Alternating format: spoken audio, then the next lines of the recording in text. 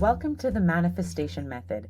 I'm your host, Ayelet Polonsky, therapist, coach, and Jewish neo-shaman. Here we blend the wisdom of psychology, spirituality, and Kabbalah to empower you with tools for living your most authentic life, filled with love, abundance, and healing. Through somatic, narrative, and hypnotherapy, I've developed the Manifestation Method to guide your soul's transformation and the realization of your true self. Let's rise together. To dive deeper into manifesting your most authentic life, visit ayeletpolonsky.com.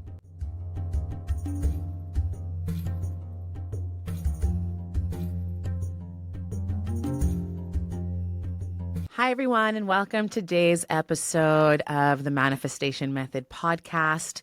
Today, we're going to be speaking about a topic that I think is just relevant to all of humanity, all human beings, not just humanity, not just human beings. I think it's relevant even like in every structure that exists in the universe, right? And that topic is boundaries. We see boundaries across people. We see boundaries across cells, right? You think healthy cell, cancer cell, one attacks the other. And it's that point where they meet that the communication happens and where potential boundaries can be crossed. We see this across nations. We see this in nature. Boundaries is something that is just so prevalent in existence that I just don't think we can get away with not having a whole conversation on the topic of boundaries. And so my goal with you listening today is that by the end of this episode, you'll have a much deeper understanding of what boundaries are, how they work, how to set them, right? Sometimes it's really hard to set boundaries if it's not something that we've been taught. What boundaries look like. I mean, it's really an art form. It's an art form, setting boundaries. So I hope you enjoyed today's episode. I love this subject. It's been something that I've been really investigating for the last 2 years. So let's hop in. Yeah, so Ayelet, let's just start with the simple, what are boundaries? Yeah, what are boundaries? What are boundaries? Okay. I would say that boundaries are the energetic, emotional, and physical limits that we set in order to protect our well-being, to honor our needs, to create space for what is fully a true yes in our system, for what feels fully aligned. And boundaries is just a really holy act of self-care. In other words, they define what we will and what we will not accept in our relationships, what we will and what we will not accept at work, in our daily lives, right? And I think it's also very important to clarify that boundaries are not walls, right? They are not meant to block love. They're not meant to block opportunities or to block abundance. Instead, boundaries they act as filters, right? And some boundaries can be thicker, some boundaries can be thinner, some boundaries can be fluid. We can have a boundary one day and then a year later it changes, or a week later it changes. So, boundaries are not these things that are static, never moving. And sometimes we have boundaries that are in resonance with our core values, so they do remain intact for the rest of our lives. But I don't think there's like one hard rule as to what a boundary needs to look like. But what I do see boundaries as is they act as filters that allow in only what is in resonance with our highest self. Okay, I think that was a really good definition of boundaries. I'll say that again. It was. Right?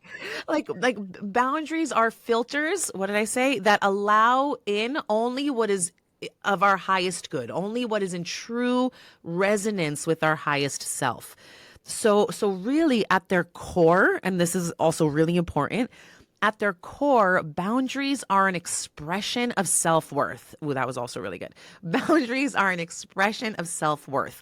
They communicate to ourselves and to the world that I honor my own energy, I prioritize myself, I trust my needs, and I am worthy of respect, love, and even abundance. So boundaries to give an example, can be as simple as saying no to commitments that feel draining, right? Or they can be as big and profound as walking away from relationships that no longer serve us, right? Or it can even be as empowering as demanding compensation for our gifts, for our service. So from a manifestation perspective, energetically, boundaries actually create the vessel or the container for manifestation. When we set clear boundaries or when we set clear standards, we are signaling to the universe exactly what we are a yes for, exactly what we are available for. And without these boundaries, we may unconsciously allow misaligned energy or energy that is not of our highest service. We might allow that into our space, which can end up actually diluting our focus, diluting the intention of our desire, and it makes it much harder to attract what we truly desire. So, Wow, kind of and just can you repeat that again? Like the diluting of desire, like that relate that the how those play with manifestation? how that plays with man. Can you turn up your? Is it possible to turn up your volume, Aviva? My volume's all the way up. Is it okay? Yeah. Here, Okay. I'll ask the question again. Uh huh. Can you repeat what you just said about how when we have a lack of boundaries, it actually dilutes our intention and our desire in terms of what we want to manifest? Totally. So, from a manifestation perspective, when a person is not clear on what it is they want and they're confused about their intention. So, I'll give an example. I get clients who come to me and they say, I want to manifest financial abundance. And so, my first question to them would be, okay, what does financial abundance look like in detail? How much money is financial abundance for you? And then they just get like flushed in the face, right? They don't even know how to answer it. They start to like tremble. Like they have no real understanding of what the clarity around their intention is. Or if someone comes to me, I want to manifest my soulmate. I want to manifest my life partner, right? Okay, so what are your non-negotiables? And then they freak out. They can't get clear on what are your core values? What are the core values you want your partner to have? And they freak out thinking like, "Oh no, I'm limiting myself by getting super super clear." But no, from a manifestation perspective, confused energy or confused consciousness manifests more confusion in your life, right? Whereas clarity is king in manifestation. The clearer we are about what we want, the more attuned we are to setting our intention in the quantum field, right? We're actually computing and inputting information in every moment based on our thoughts, our speech, our frequency. And that information is then being reprogrammed and manifested back into our 3D, right? So confusion manifests more confusion, clarity manifests a clear result. So I encourage you when this boundary work around manifesting in particular, like don't allow your focus to be diluted because it'll only make it harder to attract what you desire. Did that answer your question? Yeah, I mean, amazing. It's Okay. really like clarity is king, like you said. Yeah, yeah. And true boundaries come from self-love, not from fear. Hmm. True boundaries come from self-love, not from fear. But so many of us get this wrong, right? Boundaries are not about controlling others or shutting others out of our lives, right? Some might be under the illusion or impression that, oh, this relationship isn't serving me, so I'm just going to disengage. That's a boundary that's coming out of fear, and that's not going to get a person to the true intimacy that they desire, right? So what boundaries are, they are about standing in our truth and trusting that we don't need to overextend, overgive, or self sacrifice to be worthy of love, success, or abundance. Okay, that also so important. I mean, I myself get stuck in this trap. It's like oftentimes I'll find myself as in this position where me being of service to my community, to my clients, to my husband, to my friends is is a direct has a direct correlation with my value, right? Hmm. Or my worthiness of receiving their love. And that was a big one that I've had to really alchemize in my system or relearn. And I'm always in a process of relearning this, that you are inherently unique and inherently valuable and inherently lovable. You do not need to overcompensate and overgive and overextend in order for you to receive the love that is inherently your birthright, right? So instead, we allow what is meant for us to come through on our terms. And if this means that a particular person does not want to love you because you are not overgiving to that person, then that's just not your person,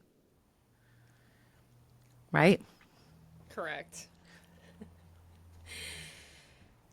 And I think too, like so many of us struggle with setting boundaries, especially when we're trying to attract abundance and love, because for the exact reasons that you're saying, like it can bring up these real fears of, like, if you don't know what a boundary is, it's like, oh, I'm putting up a wall, like I'm blocking a certain flow to me. So like how can people start on really understanding that deeper and like doing practical steps to creating healthy boundaries that actually attract more love and attract more abundance into their life? Yeah, well, I think just starting with the premise that boundaries are freaking hard, especially when we didn't grow up in an environment where boundaries was part of the language or the education, right? I didn't grow up with boundaries. This is something I've had to learn, and it's been a beautifully excruciating dance, right? And I say beautiful also because it's freed up so much inner space in my system. And like, wow, it's there's so much value that comes from setting clear boundaries, but it's excruciating because it's like learning a new language often. And so, for me, just it's really cute for any of the parents out there. I really encourage you to start teaching your kids boundaries at a young age. And the way that I do this with my kids is I play a tickle game with them where I'll tickle, tickle, tickle, and we'll say go, stop, go. I'll have them say go or stop, and I'll tickle them, and then they'll say stop, and I'll immediately I'll stop and I'll say boundaries. I'm stopping. I respect your boundaries. And then they'll say go, and I'll tickle them again. And then they'll say stop, and I immediately say boundaries. Stop means stop, right? Or I'll tell them no is a full sentence. If one of my kids says no to the other kid, no is a full sentence, and I'll reiterate the word boundaries in the way I speak to my kids over and over and over again. But now I'm going on a tangent. Back to the question: why do most people or many people struggle with setting boundaries? I think in particular in the area of love, and I think, or even in the area of abundance, really. And I think it's because deep down, so many of us associate boundaries with rejection, loss, or disconnection. I know I speak for myself, right? I have a core value that has the word intimacy and connection written all over it, right? I meet a person and I just want to like soul dance with that person and go straight to the deep end. My friends laugh. They're like, there's no shallow end in a yeah, let's pull. It's like deep right off the bat, right? Absolutely. And I know that for me, setting boundaries has often been really challenging because me setting a boundary becomes equated with a potential disconnect, right? First, it's this thought in my head. If you set a boundary, you're going to disappoint them. They're not going to like the boundary. If you disappoint them, they're going to feel disconnected from you. And there you go. You've severed yourself from your core value of connection and intimacy. So it's like, I'm like in this place where I'm cornered between a rock and a hard place, right? So I think this struggle or this fear of rejection and loss often comes with a subconscious fear that if the other person says no, right? Or if we say no, let's say we say no, we set a standard or we walk away from a misaligned situation, then we're going to be pushing away opportunities, we're going to be pushing away love, we're going to be pushing away abundance. So for those manifesting love or in a process of manifesting a partner, boundaries I find can feel especially tricky because many people have been conditioned to believe that love requires sacrifice, compromise, and self-abandonment. Okay. Now, I will say as a married woman, there is a degree of sacrifice and compromise that is present in every partnership, every relationship, not just romantic. But it's when it gets to that point of self abandonment where we're really betraying ourselves, that's when it becomes a problem, right? So if someone grew up in an environment where love was conditional, Mm-hmm. where let's say they had to overgive or they had to people please or they had to be easygoing in order to receive affection, then for these people growing up as into adulthood, setting boundaries can feel unsafe. It can feel as though they are risking the very love that they crave, Mm. right? And when it comes to abundance, the struggle around setting boundaries often comes from a scarcity mindset. Mm-hmm. So if someone has a fear that opportunities are limited or that they have to take what they can get, they might end up overextending themselves. They might say yes to things that drain them, or they might allow underpayment or undervaluation, which can block the very abundance that they're trying to attract. Right. Right? So at the core, boundary struggles, like the struggles around boundaries, stem from self-worth wounds, right? If someone deeply believes that their needs, their desires, their energetic limits matter, then boundaries become second nature, Mm-hmm. right? But if there's a subconscious fear of unworthiness, of not being enough, or of losing connection, then boundaries can feel like a threat instead of an act of self-honoring. And this is why I would say inner work is the key when it comes to boundaries. Like I was really put through the ringer a couple years ago, and I went through a whole life workshop around learning boundaries, setting boundaries, honoring my own boundaries, and what's really come out the other end, and I'm still in process with this, is an internal shift in my belief system, an internal knowing that I am inherently worthy of love and abundance and connection without needing to be the good girl, without needing to impress, without needing to overextend myself, without needing to betray my own needs for the sake of others. Right? So boundaries not only become easier with time, but they also become magnetic. Right? The universe responds to clarity, like I said. And when we stop entertaining what doesn't serve us, then we make more space for what is in true alignment for us. Amazing. And what is the difference between setting boundaries from a place of fear versus a place of alignment when you're starting out? Whew, yeah. I'd say the difference between setting boundaries from a place of fear versus a place of alignment comes down to the energetic, the intention behind them, right? So let's break this down a little bit. What do boundaries from fear look like? When a boundary comes from fear, they often manifest as really rigid, really reactive, even explosive. Um, and they manifest as like as a defense mechanism, right? I need to defend something. I need to protect something.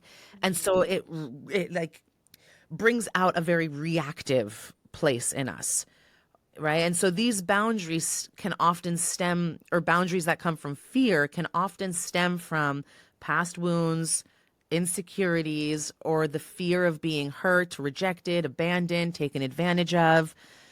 So, some examples of what this might sound like if we like really access the voices in our heads. When a boundary comes from fear, it can sound like, I can't trust people, so I have to shut them out.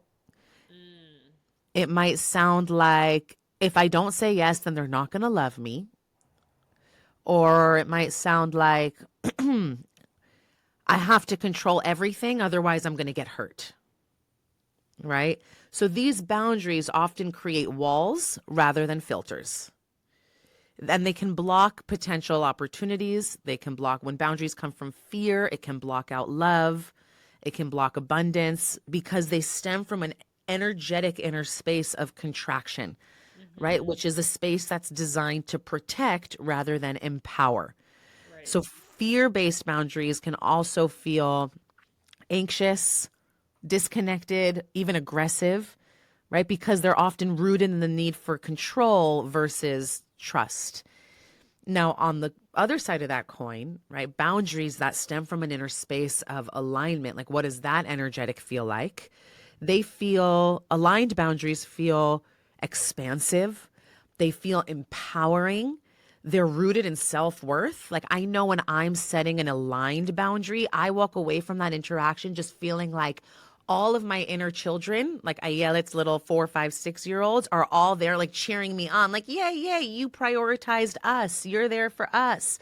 Right. And so, like, instead of being reactive and coming from that fear place, alignment is more proactive, right? It's set from a deep knowing of who you are, what you deserve, and what is truly in resonance with your highest self. So, a couple examples of what aligned boundaries might sound like if you're accessing like the inner voices in your head. It might sound like I honor my energy and I choose to engage only in relationships that uplift and support me. Okay, I choose to engage in relationships that uplift and support me. Hold on, there was a ding there, so let me 20. Okay, aligned boundaries could sound like I trust that saying no to what drains me makes space for what will nourish me, right? There's a lot of trust and surrender there. And then another thing could be I don't need to control others. I just need to be clear on what I will and will not accept. I see that as a big one, right? So these boundaries, they are fluid yet firm. They act as an open door rather than a locked gate. They're an invitation for deeper levels of connection.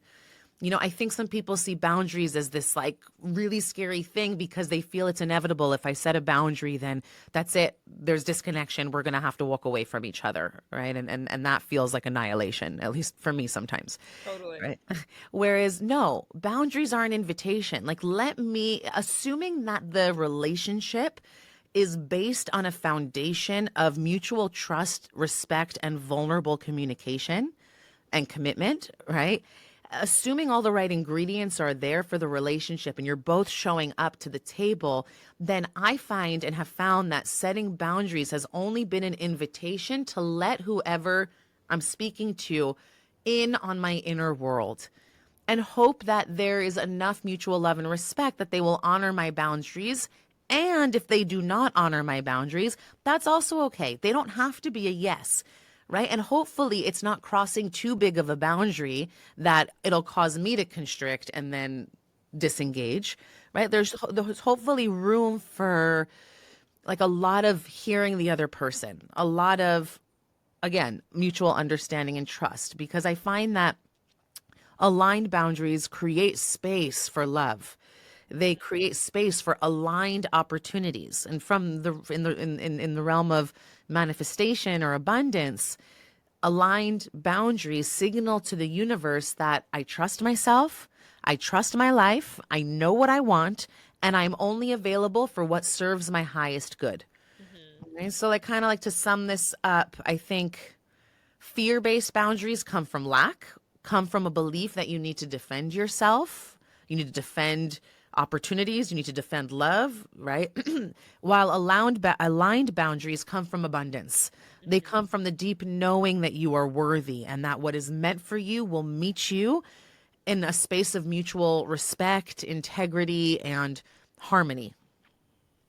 Yeah, it sounds like, especially when you're just getting started with boundaries, it just takes a lot of patience. It's something that you kept saying was the space, like making space, and also taking space too. Like when you also, with boundaries, like you say, it's in the beginning. I mean, boundaries are always challenging. It's like a lifelong practice to, and it's a lifelong dance with other people.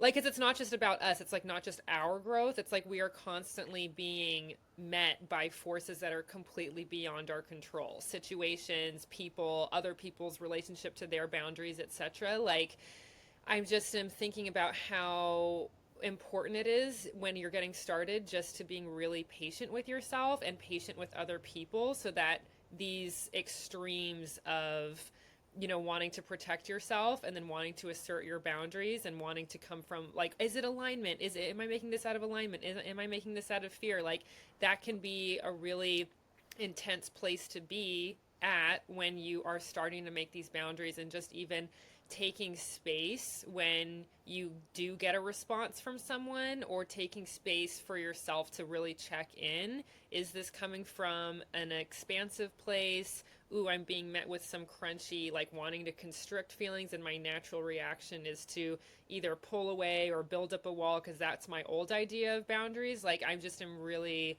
seeing how important it is just to be really patient in this process. Yeah, I would say patient and also really compassionate towards oneself. Like when you're on, it's like learning a new language. So when diving into the world of boundaries, because it's not a given. It's something that we need to be taught. I think just a lot of kindness and compassion alongside the patience for sure. Give yourself a lot of grace. You're not meant to get it right. Boundaries are meant to be messy. They're meant to be messy, and oftentimes boundaries are meant to be resisted, right? Like Wow, that's such a line. Boundaries are meant to be resisted. Like, when we make the boundary, it's like causes resistance in ourselves sometimes, and from like the an outside in. and we see this from a very young age, right? This is not a phenomenon that is, only reserved for adults. I see this with my kids, right? I have young kids, and when I ask them to do something, sometimes the answer is no, I don't want to, right? And so boundary, it's like when we make requests or when we have needs, or if I tell my kids, you can only have dessert after you eat dinner, right? That's a boundary. And it doesn't mean that they're meant to receive it with a lot of grace. Boundaries are meant to be resisted. And so I think there's an art form to the person communicating the boundary, to learn how to communicate it with love. I remember one of my mentors once told me, when we think of boundaries, we should think of it like this. When you're on an airplane and the flight attendant at the beginning of the flight is going through all of the rules and regulations in case of an emergency, right? And she says, before you put the mask on the person next to you or on a child, always put the mask on yourself first, right? So boundaries is seen in the same light. Boundaries is me first, you second, with love. Me first, you second, with love. Right. And so in learning how to articulate these boundaries, I find that the most important thing is to always have in mind, am I articulating this boundary with love? Not from a place of aggression, not from a place of reactivity, right? But am I communicating this from a place of, I want us to be on the same page. I want to make this work. I really value you. And this just isn't working for me. I wonder if there's a way that we can come to some sort of understanding, because what I do find is that when people are often first learning to set boundaries, and I'm sure this happens even if they've been working with boundaries for decades, right? Sometimes it can come across as aggressive, right? Sometimes your protector parts are really flared up when a boundary is crossed. And I also, too, like, I can even speak for myself. There's times where I know what is my boundary, and there's times when I don't know, and the way I'm responding is a clue that my boundaries have been crossed. It's like telling me, like, you know what I'm saying? Yeah. Yeah, and I think it's because many people struggle with setting boundaries until they reach a breaking point. Yeah. Right? It's like we're not setting a boundary until we've built up enough resentment against the person where we literally can't hold it anymore, and then we become explosive. Right. Right? Which is why learning this art, it's a type of communication, is so critical, because I think how many of us are like really saying yes when we mean no, right? Like someone will ask us to do something, we say yes, but we really mean no. And meanwhile, I'm blaming the other person for asking me in the first place and putting me in this potential situation where I could feel discomfort in myself, right? And then I'm building up resentment towards the other person because I said yes to them when I really meant no. And then all of a sudden we explode when really it's like, what if we just communicated our boundary from the beginning, right? Instead, we can, instead of clearly and calmly expressing our needs from the start, right?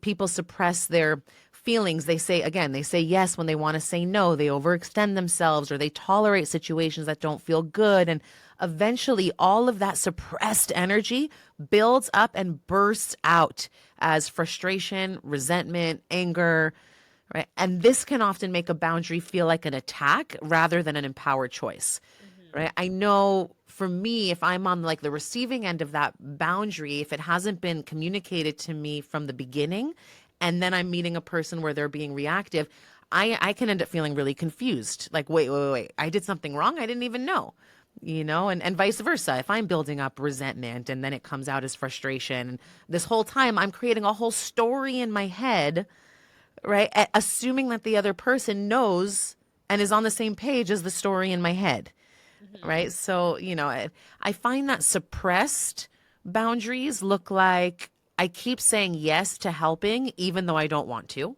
right? That's suppressed, right? Explosive sounds like I'm done helping you. Stop asking me for things already, right? Whereas aligned boundaries sounds like I'm happy to support when I can, but I need to prioritize my own energy right now. Right. So if someone is setting a boundary from fear rather than alignment, the energy behind it can often feel rigid, harsh, combative, right? When we don't feel fully confident in our right to set a boundary, we might even overcompensate by making it sound overly firm, really cutting, really like strict, right? Like it's like almost like we have to force the boundary in order for it to be taken seriously. So like an example of a fear-based boundary in this case would be like, I don't have time for this, leave me alone, right? Whereas like an aligned boundary would say, I really value our relationship. I just need to create some space for myself right now, right? Right. And let's talk also about the codependent dance that happens with boundaries in boundary setting. Ooh, yeah. This is like classic in like the post-boundary codependent dance. Textbook. It's pretty textbook, Yeah. right? So this classic codependence dance, it's like this subconscious push and pull dynamic that tends to play out when someone sets a boundary, right? The other person resists that boundary, and then the boundary setter ultimately caves or tries to make it better. They realize, oh my gosh, I set a boundary and that disappointed the other person. So now I need to come up and clean up my act and I need to create connection again and fix it, right? So this is a codependent dance. And this pattern keeps both people stuck in unhealthy roles. It often prevents true autonomy. It prevents self respect and it just disrupts the overall emotional balance of the relationship, right? So, what I would say is like if we were to break it down into a few steps, right? We'll say step one is where the boundary is set. Okay, I'm talking about the codependent dance here, right? The boundary is set. So someone finally musters up the courage to set a boundary. Maybe they've been feeling drained. Maybe they've been feeling disrespected or overextended. And then they realize that they need to advocate for their own well being. Mm-hmm. And so they might say something like, hey, I can't keep answering your calls late at night. I really need my rest. Okay. Now, this should be a really healthy, empowered moment. But in codependent dynamics, it really triggers an immediate reaction in the other person, which leads to the second step, which is the other person pushes back, right? So the person on the receiving end of the boundary feels rejected, feels abandoned, feels controlled, right? Even if that wasn't the intention of the boundary setter. So the person who's receiving the boundary might react with guilt tripping the boundary setter, right? Saying something like, wow, I guess I'm just a burden to you now, right? Or they might respond with manipulation. Well, if you really cared, you'd take time for me, right? Or they might respond with anger or aggression, like saying, fine, I won't ever call you again then, right? Or they might respond with victimhood. I can't believe you do this to me after everything I've done for you. Right. So this resistance taps directly into the boundary setter's core wounds. which usually revolve around guilt, fear, or disconnection, right? And it comes from a deep-seated need to be seen as good or loving. I know for me, it's like the good girl wounds. Like I want to be good for everyone. I have this like good, and so I've had to do a lot of work around this, and I have come a long way, and I have a lot of work to do, but it's really empowering. Okay, so then the third step is where now the boundary setter feels uncomfortable and starts to waver on their boundary, right? So the moment the other person resists, the boundary setter then feels uneasy inside. Okay, maybe their heart races, maybe their chest tightens, or they feel an overwhelming urge to fix the situation. And so this is, I encourage you to notice this when you do this. Okay, I know I've been guilty of this, so just notice it. It's where the old programming kicks in, especially if you grew up in environments where setting boundaries was met with punishment, rejection, shame. Okay, so instead of standing firm in their boundary, they start to question themselves. Maybe I was a little bit too harsh. Yeah. Oh no, maybe I should just give in just to keep the peace. I don't want them to be mad at me. Oh, what if they see that I'm actually like not a good person because I, set such and such boundary, right? And this discomfort makes them believe that the easiest way to relieve the tension is to undo the boundary, right? Which then takes us to the last step, which is the boundary setter caves or tries to fix the situation. And so it's at this stage that the boundary setter abandons their own needs in order to soothe the other person's reaction. So this can look like, backtracking and saying like, okay, maybe I can take your call sometimes, just not every night. Right? Or maybe they over explain or they justify saying things like, I'm not trying to push you away. I just have a lot going on, but maybe I can make an exception. Right? Or they'll start to appease. They'll say, I feel really bad. I'll just answer this one more time. Right. Or they go into over functioning mode, which is like they shift into fixer mode to make the other person feel better, often by apologizing for something that they shouldn't even need to feel apologetic for in the first place. Right? So the moment that the boundary setter caves, what they're doing is they're reinforcing the idea that their needs come second. They come second to the comfort of others. And this signals to the other person that's pushing back, right, that there's an invitation to continue this codependent cycle. Mm-hmm. Okay, so really this codependent cycle keeps both people stuck. It keeps them locked in disempowerment, right? Because the boundary setter never learns to trust their own voice and they remain stuck in guilt, people-pleasing, over-explaining. And then the boundary resistor never learns to self-regulate, right? And then they just continue to rely on control, guilt, emotional manipulation in order to get their needs met. Mm-hmm. So I think what's important to, to summarize all this is a breakdown of how to break the codependent dance. I think really step one should be to recognize the pattern. Awareness is always step one. It's always key. Notice the moment that you start to feel guilty, anxious, responsible for the other person. Step two, regulate your own nervous system, right?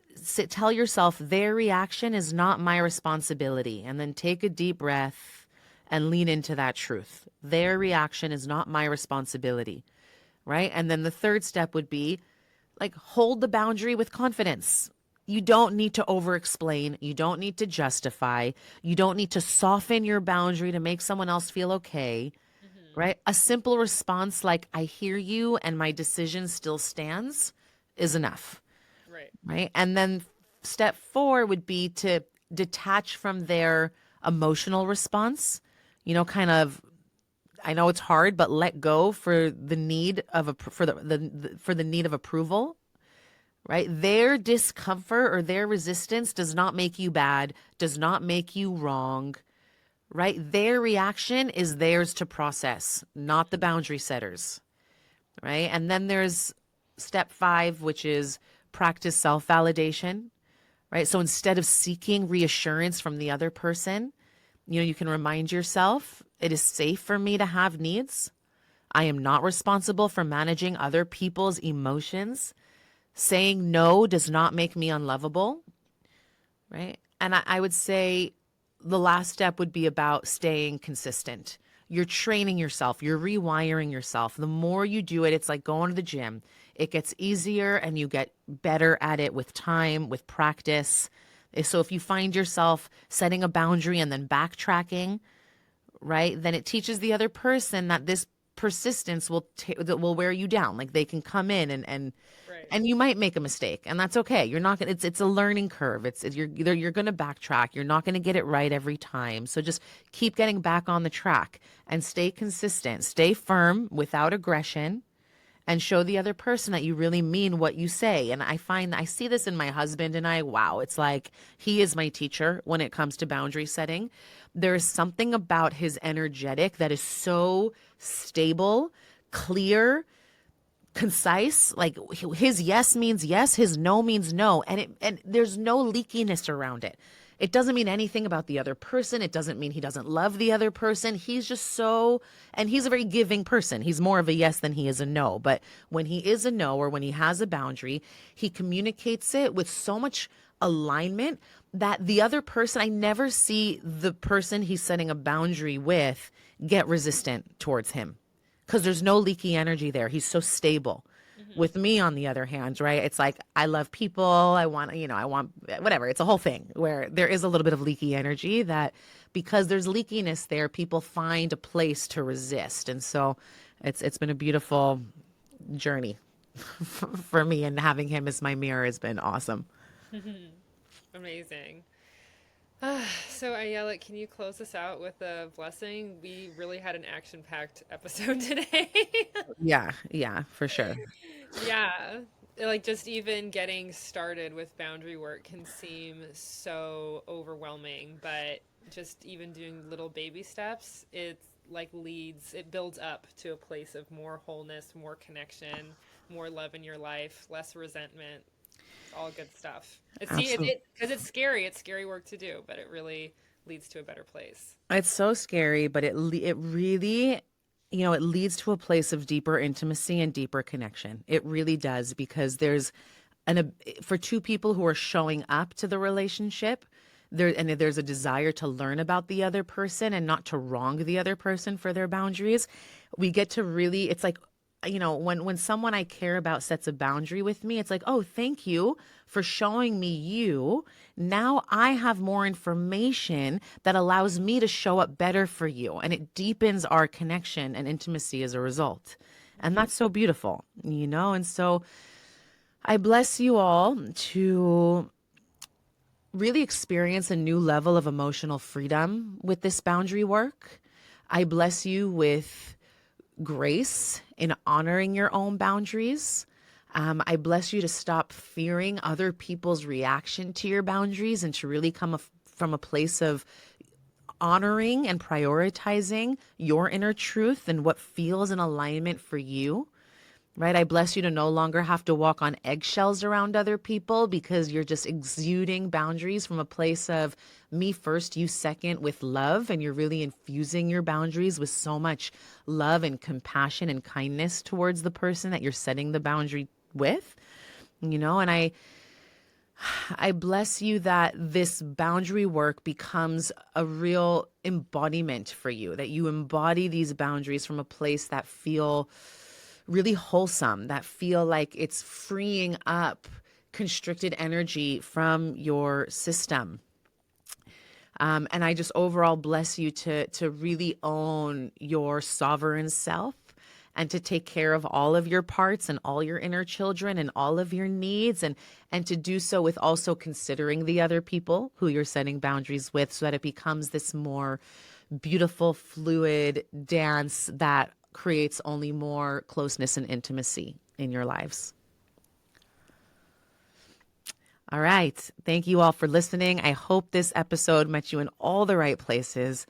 I know it's a loaded one, so if you have any questions or comments or feedback, I'd love to hear it. Please reach out, leave a comment. And if you like this episode and there's anyone in your life, which I know we all know, who can use a little bit of a, boundary boot camp, please go ahead and share this episode with them. Share the love. Thanks so much for listening. Here's to your rising. Thank you for joining me on the manifestation method. I hope today's episode has inspired you on your journey to authenticity and abundance. Remember, your transformation begins with your mindset. If you're ready to take the next step, visit ayeletpolonsky.com for more resources and guidance. Until next time, here's to your rising.